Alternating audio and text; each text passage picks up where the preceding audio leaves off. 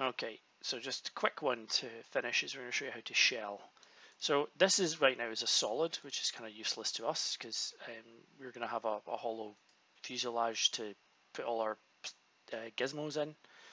So if we just select the body, and we can go to, is in here? No, it's here. So it's shell. What we want to do is to the inside, just say 1 mil.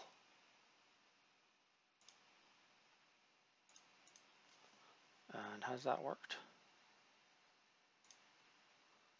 Well, what next thing we can do is do an inspect, go to section analysis, pick this face, and then we can move the section through. There you go. We now have a 1 mil thick fuselage. Okay. Okay, so that concludes my kind of fuselage, basic fuselage tutorial. Or what I've done anyways to get through it. Next will be tailplane.